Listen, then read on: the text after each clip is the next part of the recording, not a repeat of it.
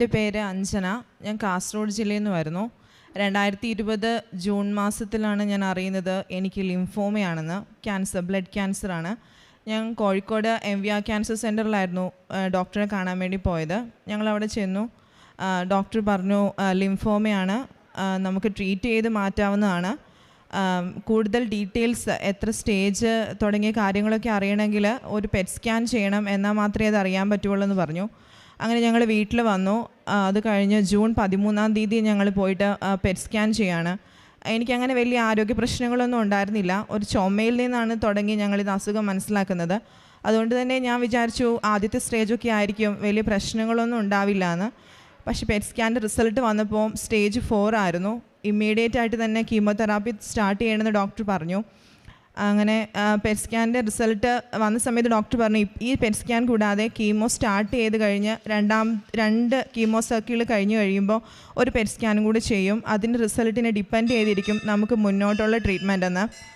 അങ്ങനെ ഞാൻ വീട്ടിൽ ചെന്നു. ആ സമയത്ത് ഞാൻ കൃപാസന മാതാവിനെ കുറിച്ച് കേട്ടിട്ടുണ്ട്. ഉടമ്പടി കൊറോണ ആയതുകൊണ്ട് ആ സമയത്ത് ഓൺലൈൻ ഉടമ്പടി ആയിരുന്നു. അപ്പോൾ അങ്ങനെ വീട്ടിലേക്ക് സമയത്ത് അമ്മ എന്നോട് പറഞ്ഞു നമുക്കൊരു ഓൺലൈൻ ഉടമ്പടി എടുക്കാമെന്ന് പറഞ്ഞു. അങ്ങനെ ഞാൻ 2020 ജൂലൈ 15 ഓൺലൈൻ ഉടമ്പടി എടുത്തു. എൻ്റെ ഉടമ്പടിയിലെ പ്രാർത്ഥനകൾ, ആദ്യത്തെ പ്രാർത്ഥനയായി ഞാൻ വെച്ചത് മാതാവേ എൻ്റെ അസുഖം എനിക്ക് പൂർണ്ണമായിട്ടും മാറ്റിത്തരണമെന്നായിരുന്നു. രണ്ടാമത്തെ പ്രാർത്ഥന ഞാൻ വെച്ചത് എൻ്റെ ട്രീറ്റ്മെൻറ്റിൻ്റെ ആദ്യത്തെ പെറ്റ് സ്കാൻ കഴിഞ്ഞു. രണ്ടാമത്തെ സൈക്കിൾ കഴിയുമ്പോൾ വീണ്ടും ഒരു പെറ്റ് സ്കാൻ ഉണ്ട്. ആ പെറ്റ് സ്കാനിൽ എനിക്ക് റിസൾട്ട്, ഞാനൊരു ക്യാൻസർ പേഷ്യൻ്റ് അല്ല എന്നുള്ള റിസൾട്ട് എനിക്ക് കിട്ടണം എന്ന് ഞാൻ പ്രാർത്ഥിച്ചു.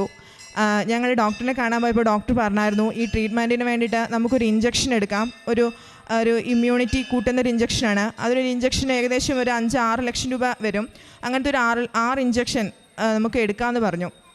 അപ്പോൾ എൻ്റെ വീട്ടിൽ പറഞ്ഞപ്പോൾ വീട്ടുകാർക്ക് എങ്ങനെയാണെങ്കിലും അവരത് എടുക്കാൻ റെഡിയായിരുന്നു. പക്ഷേ എനിക്കതറിയാം, ഒരു ട്രീറ്റ്മെൻറ്റ് കഴിയുമ്പോഴത്തേന് എൻ്റെ ഫാമിലി വല്ലാത്തൊരു ഫിനാൻഷ്യൽ പ്രോബ്ലത്തിലേക്ക് വീഴുമെന്ന് എനിക്കറിയാം. അതുകൊണ്ട് അതും ഞാൻ മാതാവിനോട് പ്രാർത്ഥിച്ചിരുന്നു. അത്രയും വലിയൊരു ട്രീറ്റ്മെൻറ്റ് എനിക്ക് വേണ്ട, എങ്ങനെയെങ്കിലും എൻ്റെ ആ ഒരു പൈസ എന്നുള്ള പ്രശ്നത്തിൽ നിന്ന് ആ ട്രീറ്റ്മെൻറ്റ് ഒന്ന് ശരിയാക്കി തരണമെന്ന്.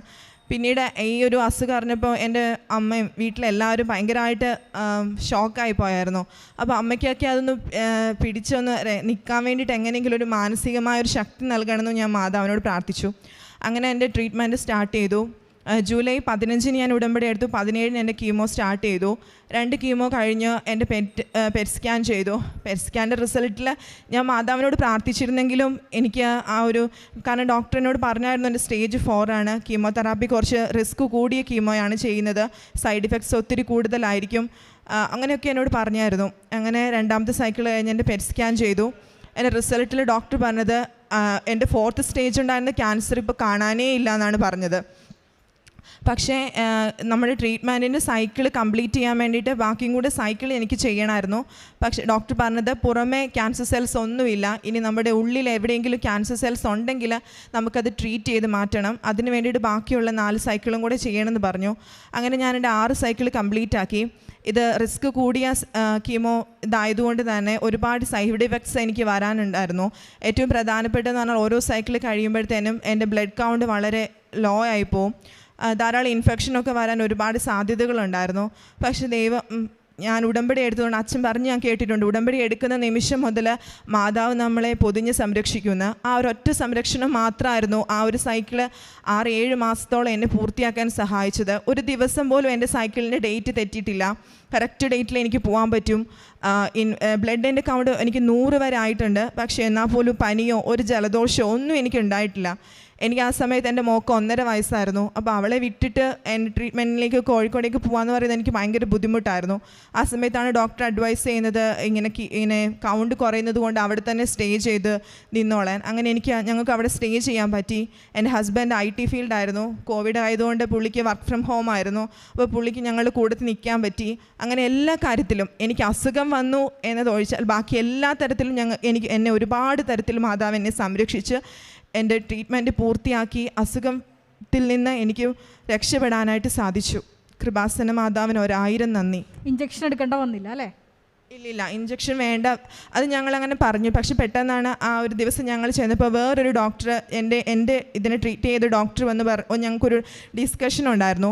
ആ സമയത്ത് ഞങ്ങൾ ചെന്നപ്പോൾ ഡോക്ടർ പറയാണ്, ഡോക്ടർ അങ്ങനെ ഒരുപാട് പേർക്ക് ചെയ്തിട്ടില്ല, ഒരു 5-6 പേർക്ക് സാർ ഇതുവരെ ചെയ്തിട്ടുള്ളൂ, അതൊരു എസ്കലേറ്റഡ് ബികോപ്പ് എന്ന് പറഞ്ഞ ട്രീറ്റ്മെൻ്റ് ആണ്. അത് ചെയ്യാം. സൈഡ് ഇഫക്റ്റ് കൂടുതലാണ്, പക്ഷേ അതിൻ്റെ എമൗണ്ടൊക്കെ സാധാരണ നമുക്ക് മാനേജ് ചെയ്യാൻ പറ്റുന്ന എമൗണ്ട് ആണെന്ന് പറഞ്ഞു. അപ്പോൾ തന്നെ ഇതുവരെ ഞാനത് മാതാവിനോട് എൻ്റെ ഹസ്ബൻഡാണ് ആദ്യം ഡോക്ടറിനെ കാണാൻ വേണ്ടി പോയത്. ആ സമയം മുഴുവൻ ഞാൻ റൂമിലിരുന്ന് പ്രാർത്ഥിച്ചത് ഇങ്ങനെയായിരുന്നു, മാതാവേ എന്തെങ്കിലും ഒരു മാർഗ്ഗം. അന്ന് ഞങ്ങൾക്ക് ഈ ട്രീറ്റ്മെൻറ്റ് ഉണ്ടെന്നോ ഇതിന് ചെയ്യാമെന്നോ ഒന്നും അറിയില്ലായിരുന്നു. ആദ്യം പറഞ്ഞ ട്രീറ്റ്മെൻറ്റ് തന്നെയായിരുന്നു മനസ്സിൽ. എങ്കിലും ഞാനിങ്ങനെ പ്രാർത്ഥിച്ചുകൊണ്ടിരിക്കുമായിരുന്നു റൂമിൽ, മാതാവ് എന്തെങ്കിലും ഒരു മാർഗ്ഗം കാണണം, ഇത്രയും വലിയൊരു ഇഞ്ചക്ഷൻ എനിക്ക് എടുക്കാൻ പറ്റിയല്ല, അത് വലിയൊരു ബാധ്യതയായി തീരും, എനിക്കത് വേണ്ട, എങ്ങനെയെങ്കിലും ഒരു മാർഗ്ഗം, അത് മാത്രമേ ഞാൻ പ്രാർത്ഥിച്ചുകൊണ്ടിരുന്നത്. അത് കഴിഞ്ഞ് 2 മിനിറ്റ് കഴിഞ്ഞപ്പം സിസ്റ്റർ വന്നതിനോട് പറഞ്ഞു, അഞ്ജനേനെയും കൂടി ഡോക്ടർ വിളിക്കുന്നുണ്ടെന്ന് പറഞ്ഞു. അങ്ങനെ ഞാൻ താഴേക്ക് ചെന്നു. അപ്പോൾ ഡോക്ടർ ഞങ്ങളോട് 3 പേരോടും കൂടെ പറഞ്ഞു, സൈഡ് ഇഫക്റ്റ് കൂടുതലാണ്, കുറച്ച് കോംപ്ലിക്കേഷൻസ് ഒക്കെ ഉണ്ടാകും, പക്ഷേ എന്നാലും അത് ചെയ്യുന്നതായിരിക്കും നല്ലതെന്നാണ് ഡോക്ടർ അഡ്വൈസ് ചെയ്തത്. അതുകൊണ്ട് ഞങ്ങൾ അത് തന്നെയാണ് ചെയ്തത്. കരങ്ങളടിച്ച് നമുക്ക് കൃപാസനം മാതാവിൻ്റെ പ്രത്യക്ഷീകരണത്തിന് എന്നെയും എൻ്റെ കുടുംബത്തിനെയും സാക്ഷികളാക്കിയതിന് നന്ദി പറഞ്ഞുകൊണ്ട് ഞാൻ എൻ്റെ സാക്ഷ്യത്തിലേക്ക് ഞാൻ കടക്കുന്നു. എൻ്റെ പേര് രശ്മി ബാബു. ഞാനിവിടെ അടുത്ത് പാതിരപ്പള്ളി എന്ന സ്ഥലത്തു നിന്നാണ് വരുന്നത്. എന്നോടൊപ്പം ഉള്ളത് എൻ്റെ അമ്മയും എൻ്റെ ചേച്ചിയാണ്. ഞാൻ 2013 B.Ed പാസ്സായത്. അതിനുശേഷം എൻ്റെ അച്ഛൻ ആ വർഷം ജൂണിൽ B.Ed കഴിഞ്ഞ് 2012 2013 ജൂണിൽ എൻ്റെ അച്ഛൻ മരിച്ചുപോയി. അപ്പം ഞങ്ങൾ സാധാരണ ഒരു കുടുംബമാണ് എന്ന് പറഞ്ഞാൽ അച്ഛൻ കൊണ്ടുവന്ന് കഴിയുന്ന ഒരു കുടുംബമാണ്. ചേച്ചിക്ക് ഒരു 2000 രൂപയുടെ വരുമാനമുള്ളൊരു ജോലി മാത്രമുള്ളപ്പോഴാണ് ഞങ്ങളുടെ അച്ഛനെ നഷ്ടപ്പെടുന്നത്. ഞാൻ പഠിച്ചിറങ്ങിയതേ ഉള്ളൂ. ഒരു സ്കൂളിൽ ഞാൻ കയറിയിട്ടില്ല. എൻ്റെ ബ്രദറിനും ജോലിയില്ല. ഞങ്ങൾ 3 പേരാണ്, 2 പെണ്ണും 1 ആണും. അപ്പോൾ അച്ഛൻ മരിച്ചു കഴിഞ്ഞിട്ട് ചേച്ചിയുടെ വരുമാനത്തിൽ മുന്നോട്ട് പോകുമ്പോൾ 2015 ഞാൻ കണിച്ചുകുളങ്ങരയിലുള്ള ഒരു സെൻട്രൽ സ്കൂളിൽ എനിക്ക് അവിടെ ഒരു മെറ്റേണിറ്റി ലീവ് വേക്കൻസിയിൽ ഞാൻ ജോലിക്ക് കയറി. അപ്പോൾ അവർക്ക് ഇഷ്ടമായതുകൊണ്ട് തന്നെ ഇൻ്റർവ്യൂവും റിട്ടൺ എക്സാമും ഇൻ്റർവ്യൂവും കാര്യങ്ങളെല്ലാം കഴിഞ്ഞിട്ട് ആണ് എന്നെ അവിടെ എടുത്തത്. ഞാൻ 1.5 വർഷത്തോളം അവിടെ ജോലി ചെയ്തു. അത് കഴിഞ്ഞ് ഞാൻ അവിടെ നിന്ന് ഇറങ്ങി. പിന്നീട് ആലപ്പുഴയിലുള്ള ഒരു ഗവൺമെൻറ് സ്കൂളിൽ ഹയർ സെക്കൻഡറിയിൽ ഗസ്റ്റായിട്ട് വർക്ക് ചെയ്തു. അപ്പോൾ ഇങ്ങനെ ഗസ്റ്റായിട്ട് എല്ലായിടത്തും വർക്ക് ചെയ്ത് നടക്കുന്നുണ്ടെങ്കിലും എനിക്ക് PSC എന്നുള്ളത് എൻ്റെ രക്തത്തിൽ അലിഞ്ഞു ചേർന്ന ഒരു സംഭവമാണ്. കാരണം എൻ്റെ കുടുംബത്തിൽ, എൻ്റെ ഫാമിലിയിൽ ആർക്കും ഒരു ഗവൺമെൻറ് ജോലിയില്ല. അപ്പോൾ എൻ്റെ ഒരു ആഗ്രഹമായിരുന്നു ഒരു ഗവൺമെൻറ് സർവീസിലൊരു കയറണം എന്നുള്ളത്. ഗവൺമെൻറ് സർവീസിൽ കയറണമെന്ന് പറഞ്ഞാൽ ടീച്ചറായിട്ട് തന്നെ കയറണമെന്ന് ആഗ്രഹം. കാരണം കുഞ്ഞുനാൾ മുതലേ, അതായത് ആശാങ്കളേരിയിൽ 3-4 വയസ്സുള്ളപ്പോൾ പഠിക്കാൻ തുടങ്ങുമ്പോൾ അവിടെ പഠിപ്പിച്ചിട്ട് വരുമ്പോൾ ടീച്ചർ എന്താണോ ആശാങ്കളേരിയിൽ ഇരുന്ന് പഠിപ്പിക്കുന്നത്, കുട്ടികളെ തല്ലുന്നത്, അത് ഞാൻ എൻ്റെ വീട്ടിൽ വന്ന് ചെടികളെയൊക്കെ തല്ലിപ്പഠിപ്പിച്ച് അങ്ങനെ ഞാൻ വളർത്തിയെടുത്ത എൻ്റെ ഒരു മോഹമാണ് ഒരു ടീച്ചറാവുക എന്നുള്ളത്. അത് ഞാൻ ഇത്രയും വർഷങ്ങൾ കഴിഞ്ഞിട്ട് എന്ത് എക്സാം എഴുതിയാൽ പോലും, മറ്റ് ക്ലറിക്കൽ പോസ്റ്റുകൾ, പോലീസിൻ്റെ ടെസ്റ്റ് എന്തൊക്കെ എഴുതുന്നുണ്ടെങ്കിലും, ലിസ്റ്റിൽ വരുന്നുണ്ടെങ്കിലും എൻ്റെ ഏറ്റവും ഉള്ളിലുള്ള ആഗ്രഹം എന്ന് പറഞ്ഞാൽ ടീച്ചറാവുക തന്നെയായിരുന്നു. അങ്ങനെ PSC കണ്ടിന്യൂ ചെയ്യാൻ തുടങ്ങി. 2016 ആലപ്പുഴയിലെ HSA ലിസ്റ്റിൽ, മെയിൻ ലിസ്റ്റിൽ തന്നെ ഉൾപ്പെട്ടു. അപ്പോൾ ജോലി നമുക്കറിവില്ല, പെട്ടെന്ന് നമ്മുടെ ജില്ലയല്ലേ ആലപ്പുഴ, അതുകൊണ്ട് വെക്കാം എന്നുള്ളൊരു മോഹത്തിന് കൊണ്ടുവച്ചു. പക്ഷേ അവിടെ നിയമനം ഉണ്ടോ, കിട്ടുമോ എന്നുള്ള കാര്യമൊന്നും എനിക്കറിയില്ല. ഞാൻ അവിടെ കൊണ്ട് വെച്ചു, മെയിൻ ലിസ്റ്റിൽ വന്നു, കിട്ടുമോ എന്നുള്ള പ്രതീക്ഷയിൽ നിന്നു. പക്ഷേ 3 വർഷം ആളുകളോട് നമുക്ക് പറഞ്ഞു നടക്കാം ലിസ്റ്റിലുണ്ട് എന്നല്ലാതെ ഒരു പ്രയോജനം എനിക്ക് അതിൽ നിന്ന് കിട്ടിയില്ല. ആ ലിസ്റ്റ് ക്യാൻസലായി. അതിനുശേഷം വീണ്ടും SM കോളേജിൽ, ചേർത്തല SM കോളേജിൽ ഗസ്റ്റ് വേക്കൻസി വന്നു. അവിടെയും പോയി വർക്ക് ചെയ്തു. ആ വർഷമാണ് എനിക്ക് ഒരു ചേച്ചി, ഇവിടുത്തെ തന്നെ ഒരു ചേച്ചി, മാതാവിൻ്റെ ഇവിടെ ജോലി ചെയ്യുന്ന ഒരു ചേച്ചി, ഞാൻ എൻ്റെ കാര്യങ്ങളൊക്കെ പറഞ്ഞപ്പോൾ പറഞ്ഞു, നീ ഒരു കാര്യം ചെയ്യ്, കൃപാസനത്തിൽ വന്ന് ഒരു ഉടമ്പടി എടുക്കാൻ പറഞ്ഞു. 2017 അങ്ങനെ ഞാൻ 2017 ഫെബ്രുവരി മാസം ഇവിടെ വന്ന് ഉടമ്പടി എടുത്തു. അത് പക്ഷേ എനിക്കത് കംപ്ലീറ്റ് ചെയ്യാനായിട്ട് സാധിച്ചില്ല. പക്ഷേ ഉള്ളിൻ്റെ ഉള്ളിൽ മാതാവിൻ്റെ കാര്യങ്ങൾ, മാതാവിനെ മറന്നു കളയാനുള്ളൊരു ആഗ്രഹമൊന്നും ഉണ്ടായില്ല. പക്ഷേ ഈ പറഞ്ഞ പ്രേക്ഷിത പ്രവർത്തനമോ കാരുണ്യ പ്രവർത്തനമോ ഒന്നും എനിക്ക് മുന്നോട്ട് കൊണ്ടുപോകാൻ സാധിച്ചില്ല. അന്ന് തൊട്ട് മാതാവിൻ്റെ ഏത് പള്ളിയിൽ ചെന്നാലും കിട്ടുന്ന മാതാവിൻ്റെ പത്രമെല്ലാം എടുത്ത് എൻ്റെ സർട്ടിഫിക്കറ്റ് ഞാൻ എൻ്റെ ഫയലിനുള്ളിലാക്കി വെക്കും. 2017 മുതലുള്ള പല പത്രങ്ങൾ എൻ്റെ കൈവശമുണ്ട്. അപ്പോൾ അന്ന് നമ്മൾ വന്ന് ഉടമ്പടി എടുക്കുമ്പോൾ ഇവിടെ മാതാവിനെ വന്ന് തൊട്ട് തൊഴാനുള്ള അനുഗ്രഹമൊക്കെ ലഭിച്ചിട്ടുണ്ടായിരുന്നു. ഒരുപാട് തവണ ഈ അൾത്താരയിൽ കയറി നിന്ന് മാതാവിനെ തൊട്ട് പ്രാർത്ഥിക്കാനുള്ള അവസരം ഉണ്ടായിട്ടുണ്ട്. ജോസഫ് അച്ഛനെ എവിടെ വെച്ച് വേണമെങ്കിൽ എവിടെ കണ്ടാലും ഓടിച്ചെന്ന് അച്ഛൻ്റെ കാലേ ഞാൻ വീണ് പ്രാർത്ഥിക്കും. അച്ഛൻ എനിക്കൊരു ഗവൺമെൻറ് ജോലിക്കാണ് ഞാൻ പഠിക്കുന്നത്, എനിക്കത് വേണം. അപ്പോഴൊക്കെ അച്ഛൻ പറയും, നിനക്ക് കിട്ടുമടി, നിനക്ക് ഈ ജോലിയല്ല, നിനക്ക് നല്ല ജോലി കിട്ടും എന്ന് പറഞ്ഞ് ആശ്വസിപ്പിച്ച് വിടുമായിരുന്നു. അങ്ങനെ ഇതുപോലെ വീണ്ടും എവിടെയെങ്കിലുമൊക്കെ ഗസ്റ്റായിട്ടൊക്കെ വിളിക്കുമ്പോൾ ഇങ്ങനെ പോകും. എന്നാലും ശനി ഞായറും ഒക്കെ PSC ക്ലാസ്സിനൊക്കെ പോകും. അപ്പോൾ എൻ്റെ കൂടെ പഠിക്കുന്ന മിക്കവരും ഈ സമയം കൊണ്ട് ആ ടെസ്റ്റുകളിൽ നിന്ന് സപ്ലിയിൽ നിന്നാണെങ്കിലും മെയിനിൽ നിന്നാണെങ്കിലും ഒക്കെ കയറി പോകുമ്പോൾ നമുക്കൊരു വിഷമമാണ്.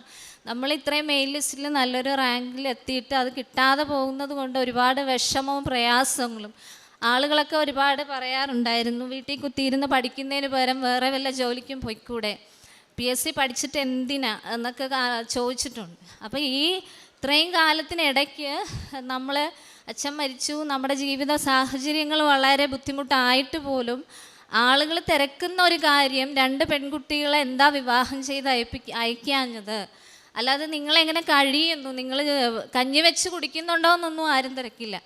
നിങ്ങൾ 2 പെൺമക്കളെ എന്താ വിവാഹം കഴിപ്പിക്കുക അയക്കാഞ്ഞെന്നുള്ളൊരു ഭീഷണിയായിരുന്നു എപ്പോഴും അമ്മയ്ക്ക് കേൾക്കാനുണ്ടായിരുന്നത്. അപ്പോഴും ഞാൻ പറയും, എൻ്റെ മൂത്ത ചേച്ചിയാണിത്, അപ്പം ഞാൻ പറയും, ഞങ്ങൾക്ക് അതിനുള്ള സാഹചര്യം ഇല്ല. ഇപ്പം എനിക്ക് പഠിച്ച് ഒരു ജോലി കിട്ടുമ്പോൾ ഞാൻ എൻ്റെ ചേച്ചിയെ ചെയ്ത് വിടാം എന്നാണ് ഞാൻ പറഞ്ഞിരുന്നത്. അങ്ങനെ വീണ്ടും ടെസ്റ്റുകൾ എഴുതുകയാണ്. 2022 HSA വീണ്ടും വിളിച്ചു. ആ എക്സാം മുമ്പ് ആലപ്പുഴയെ വെച്ചിട്ട് അത് കിട്ടാത്ത അനുഭവം ഉള്ളത് കൊണ്ട് ഞാൻ ഈ പ്രാവശ്യം കോഴിക്കോട് വെച്ചു. കോഴിക്കോട് എനിക്ക് ആരും പരിചയമില്ല, പക്ഷേ കിട്ടണമല്ലോ, ലിസ്റ്റേ വന്നിട്ട് കാര്യമില്ല, ഇതുപോലെ കളഞ്ഞാൽ ഇനി നമുക്ക് മുന്നിൽ സമയമില്ല. അതുകൊണ്ട് ഞാൻ കോഴിക്കോട് വെച്ചു, പരീക്ഷ എഴുതി, അതിലും മെയിൻ ലിസ്റ്റിൽ വന്നു, 69ാമത്തെ റാങ്കുണ്ട്. അത് കഴിഞ്ഞ് HSSTയുടെ എക്സാം വിളിച്ചു 2023. ആ എക്സാം ഞാൻ പോയി. അത് ഓൺലൈൻ എക്സാം എറണാകുളത്തായിരുന്നു. അതും ഞാൻ എഴുതി. അതും അത്യാവശ്യം നല്ല എക്സാമാണ്, പക്ഷേ ലിസ്റ്റിൽ വരുമോ എന്നൊന്നുമുള്ളൊരു കാര്യം എൻ്റെ മനസ്സിലില്ല. അപ്പോൾ ഈ 2 എക്സാമും HSAയിലും HSSTയുടെയും റിസൾട്ട് 2023 തന്നെ വന്നു. 2ൻ്റെയും മെയിൻ ലിസ്റ്റിൽ തന്നെ ഉണ്ടായിരുന്നു. മെയിൻ ലിസ്റ്റിലുണ്ടെങ്കിലും കിട്ടുമോ ഇല്ലയോ എന്നുള്ളൊരു കാര്യം അങ്ങനെ വെച്ച് മുന്നോട്ട് പോവുകയാണ്.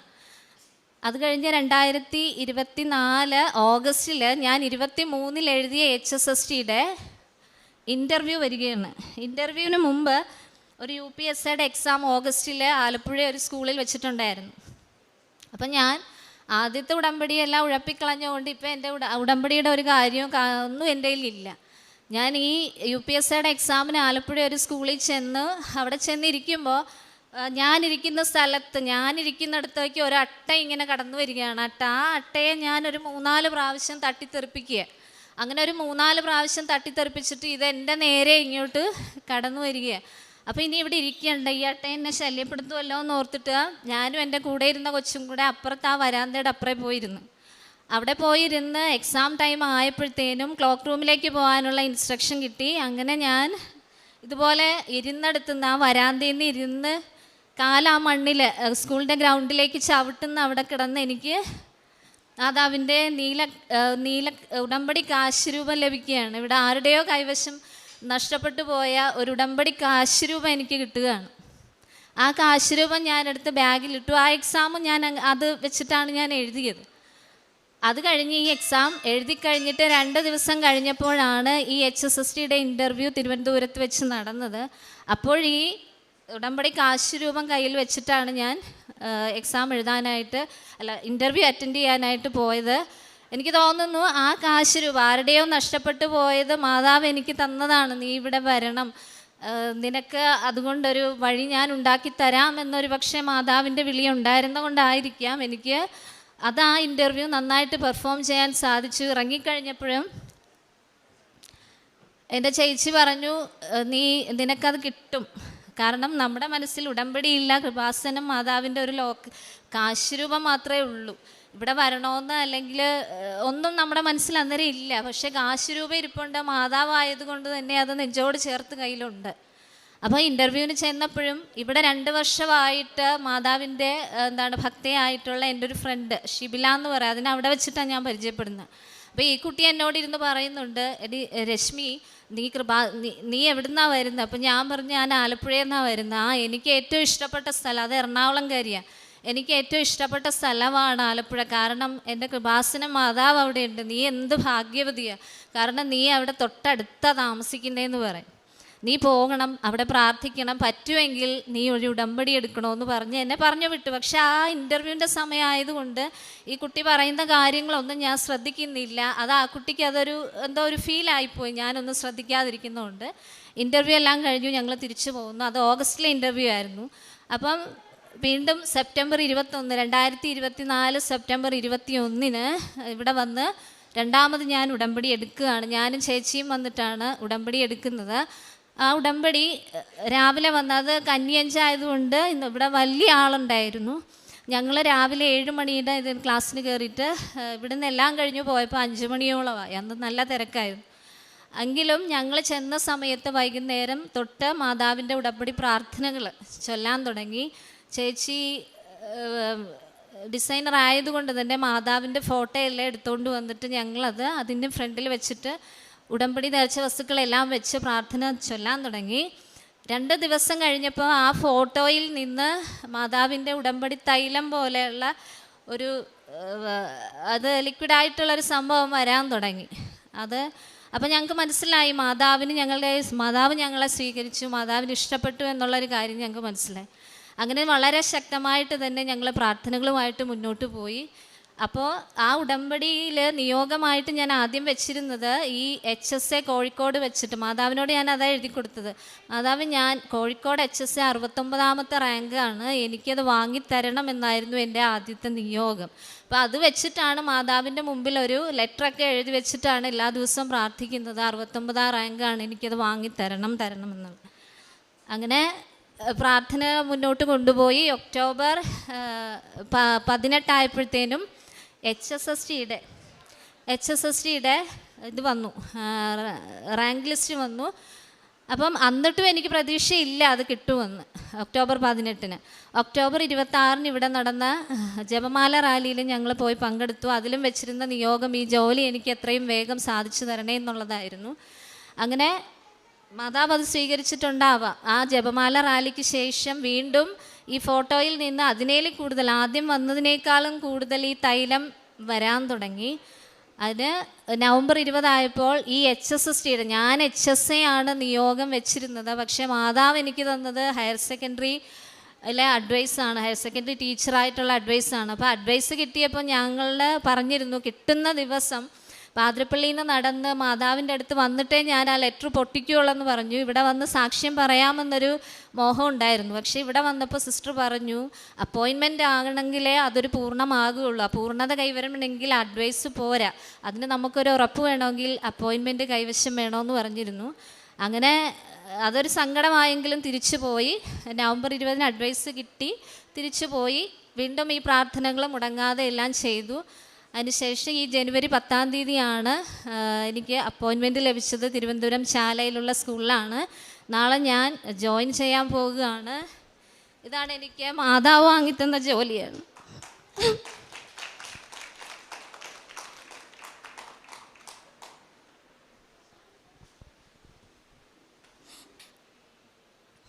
കാരണം 10 വർഷമായിട്ട്, 10 അല്ല,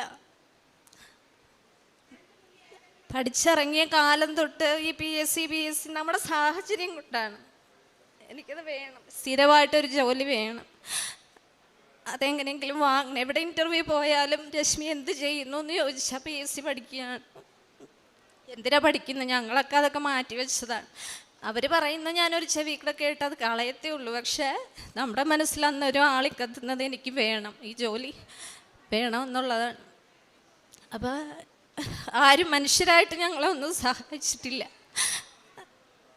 ബൈബിളിലുള്ള ഒരു വചനം, മനുഷ്യന് അസാധ്യമായത് ദൈവത്തിന് സാധ്യമാണ് എന്നുള്ളത് എപ്പോഴും ചൊല്ലുമായിരുന്നു. അതാണ് ഞങ്ങൾക്ക് ഇന്ന് അത് സാധ്യമാക്കി തന്നത്. മാതാവ് ഈശോയാണ് ഞങ്ങൾക്ക് ഈ കാര്യങ്ങൾ സാധിച്ചത്. കാരണം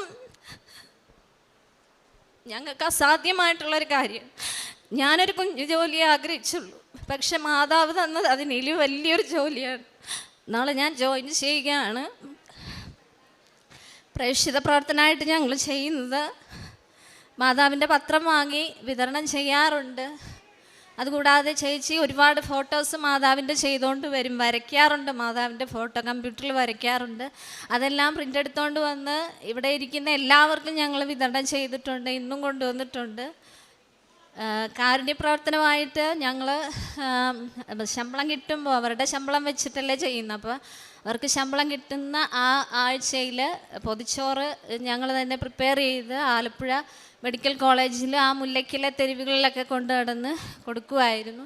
ഇതുകൂടാതെ നമ്മൾ പരിചയപ്പെടുന്ന ആളുകളോട് മാതാവിൻ്റെ കാര്യങ്ങളെല്ലാം പറഞ്ഞ് കൃപാസനത്തിലേക്ക് കൊണ്ടുവന്ന് എത്തിക്കാൻ ശ്രമിച്ചിട്ടുണ്ട്. കഴിഞ്ഞ ശനിയാഴ്ചയും ഞങ്ങളുടെ ലിസ്റ്റിലുള്ള 2 കുട്ടികളെ പാലക്കാട് നിന്ന് വരുന്ന അവരെയും ഞങ്ങൾ ഇവിടെ കൊണ്ടുവന്നിട്ടുണ്ട്. അപ്പോൾ എനിക്ക് മാതാവ് തന്ന ജോലി പോലെ 2 പേരിപ്പോഴും എന്നോട് എന്നെ പോലെ വെയിറ്റ് ചെയ്യുന്ന 2 കൂട്ടുകാരാണ്, രേഷ്മയും ഷിബിലയും. ഇവർക്ക് 2നും ഇവരുടെ നിയോഗമാണ് ഞാൻ പുതുക്കിയപ്പോൾ വെച്ചിരുന്നത്. അതും മാതാവ് എത്രയും വേഗം സാധിച്ചു നൽകണം എന്ന് ഞാൻ മാതാവിനോട് അപേക്ഷിക്കുകയാണ്. എല്ലാത്തിനും മാതാവ് തന്ന ഓരോ അനുഗ്രഹത്തിനും ഞാനും എൻ്റെ കുടുംബവും നന്ദി രേഖപ്പെടുത്തും. സങ്കീർത്തനം 145 18 മുതലുള്ള തിരുവചനങ്ങളിൽ തന്നെ വിളിച്ചപേക്ഷിക്കുന്നവർക്ക്, ഹൃദയ പരമാർത്ഥതയോടെ വിളിച്ചപേക്ഷിക്കുന്നവർക്ക് കർത്താവ് സമീപസ്ഥനാണ്. തൻ്റെ ഭക്തന്മാരുടെ ആഗ്രഹം അവിടുന്ന് സഫലമാക്കുന്നു. അവിടുന്ന് അവരുടെ നിലവിളി കേട്ട് അവരെ രക്ഷിക്കുന്നു. രശ്മി ബാബു സാക്ഷ്യങ്ങൾ വളരെ വ്യക്തമായിട്ട് ഈശോയോടും പങ്കുവെച്ചു. നാം ഇവിടെ നമ്മുടെ അനുഭവം പങ്കുവയ്ക്കുന്നത് കർത്താവിനോടാണ്. അതായത് മനുഷ്യരുടെ മുമ്പിൽ എന്നെ ഏറ്റുപറയുന്നവനെ സ്വർഗസ്ഥനായ പിതാവിൻ്റെ മുമ്പിൽ ഞാനും ഏറ്റുപറയും. ഈശോയോട് നമ്മുടെ ഹൃദയ വികാരങ്ങൾ അൾത്താരയിൽ പങ്കുവയ്ക്കുന്നത് ദൈവാനുഭവം തന്നെയാണ് ഈ സാക്ഷ്യങ്ങൾ. അങ്ങനെ തൻ്റെ അമ്മയും ചേച്ചിയും ഒരുമിച്ച് രശ്മി ഇവിടെ പങ്കുവെച്ച സാക്ഷ്യത്തിൽ താൻ എത്ര വർഷമായി ഒരു ജോലി, സ്ഥിരമായ ഒരു വരുമാനം, തങ്ങളുടെ ജീവിതാവസ്ഥകൾ എങ്ങനെ 119:71 സങ്കീർത്തനം പറയുന്നുണ്ട്, ദുരിതങ്ങൾ എനിക്ക് ഉപകാരമായി, അവ മൂലം ഞാൻ അങ്ങയുടെ ചട്ടങ്ങൾ അഭ്യസിച്ചുവല്ലോ. ദുരിതങ്ങളിൽ നിന്ന് ഓടിപ്പോയി മറ്റ് ഏതെങ്കിലുമൊക്കെ രീതിയിൽ തങ്ങളുടെ ജീവിതം ഒരു നഷ്ടത്തിലേക്ക് പോകുന്ന സാഹചര്യങ്ങളിലേക്കല്ല, എന്നാൽ ജീവിക്കുന്ന ഈശോയും അമ്മയും തങ്ങളുടെ ജീവിതത്തെ കൈപിടിച്ചുയർത്തും. ആ ഒരു ബോധ്യത്തിൽ അമ്മയെ എങ്ങനെ ഏറ്റവും ആദരവോടെ അമ്മയെ സ്നേഹിക്കുന്നു, ഈശോയെ എത്രമാത്രം ഹൃദയത്തോട് ചേർത്ത് നിർത്തുന്നു, അതാണ് ഈ കുടുംബം ഇന്നിവിടെ വന്നു നിന്ന് പങ്കുവയ്ക്കുക. അമ്മ എങ്ങനെയാണ് തൻ്റെ സാന്നിധ്യം ഈ മക്കൾക്ക്, കുടുംബത്തിൽ ഇവരുടെ കൂടെ അമ്മയുണ്ട് എന്നുള്ളത് അമ്മ മനസ്സിലാക്കി കൊടുക്കുന്നത് ഇവർക്ക്. അങ്ങനെ തനിക്ക് ആരോടെയോ കളഞ്ഞു പോയ കാശ് രൂപം അതുമൂലം താൻ പരീക്ഷ എഴുതുകയും ഇൻ്റർവ്യൂ അറ്റൻഡ് ചെയ്യുകയും പാസ്സാവുകയും ഒക്കെ ചെയ്ത് വീണ്ടും നീണ്ട കാത്തിരിപ്പുകൾ. താൻ ചോദിച്ചത് ഒരു ഹൈസ്കൂൾ ടീച്ചറായിട്ടുള്ള സ്കൂൾ നിയമനമാണെങ്കിൽ തനിക്ക് ലഭിച്ചത് ഹയർ സെക്കൻഡറിയിൽ. അങ്ങനെ അമ്മ എടുത്തുയർത്തുകയാണ്. അതായത് 56:8 സങ്കീർത്തകൻ പറയുന്നുണ്ട്, അവിടുന്ന് എൻ്റെ അലച്ചിലുകൾ എണ്ണിയിട്ടുണ്ട്, എൻ്റെ കണ്ണീർ കണങ്ങൾ അവിടുന്ന് കുപ്പിയിൽ ശേഖരിച്ചിട്ടുണ്ട്, അത് അവിടുത്തെ പരിശുദ്ധ ഗ്രന്ഥത്തിലുണ്ടല്ലോ. ഇതൊക്കെ ഈ മകൾ ഇന്നിവിടെ പങ്കുവയ്ക്കുമ്പോൾ ഈ തിരുവചനങ്ങളൊക്കെയല്ലേ കർത്താവ് കൂടുതലായും നമുക്കും പറഞ്ഞു തരിക. അതായത് ഒന്നിനും നാം ഒരു നിരാശപ്പെടേണ്ട കാര്യമില്ല. ഈ മകൾ തന്നെ പറഞ്ഞ ദൈവവചനത്തിൽ മനുഷ്യന് അസാധ്യമായത് ദൈവത്തിന് സാധ്യമാണ്. അങ്ങനെ തൻ്റെ ജീവിതത്തിൽ തനിക്ക് കിട്ടിയ ജോലി, അമ്മ തന്ന ജോലി, അമ്മയെയാണ് അപ്പോയിൻമെൻ്റ് ഓർഡർ ആദ്യമേ കൊണ്ടുവന്ന് കാണിക്കുന്നത്. അമ്മയുടെ അനുഗ്രഹത്തോടെ ഈ മകള് തൻ്റെ ഡ്യൂട്ടിയിലേക്ക് നാളെ പ്രവേശിക്കുമ്പോൾ തീർച്ചയായും അവിടെയും ക്രിസ്തുവാഹകയാകുവാൻ ഈ മകൾക്ക് കഴിയും. അതുതന്നെയാണ് ഇപ്പോഴും പറഞ്ഞത്. താൻ മൂലം എത്രയോ ഫ്രണ്ട്സ് അവർക്കൊക്കെ വേണ്ടി താൻ പ്രാർത്ഥിക്കുന്നുണ്ട്. അങ്ങനെ ക്രിസ്തുവിൻ്റെ ശിഷ്യരായി മാറുന്ന ഒരു സമൂഹം അതിന്ന് കൃപാസനത്തിലൂടെ വളരുകയാണ്. നമുക്കും നന്ദിയുള്ളവരാകാം. കരങ്ങളടിച്ച് ഈശോയ്ക്കും അമ്മയ്ക്കും നമുക്ക് നന്ദി പറയാം. അത്യപൂർവ ദൈവാനുഗ്രഹം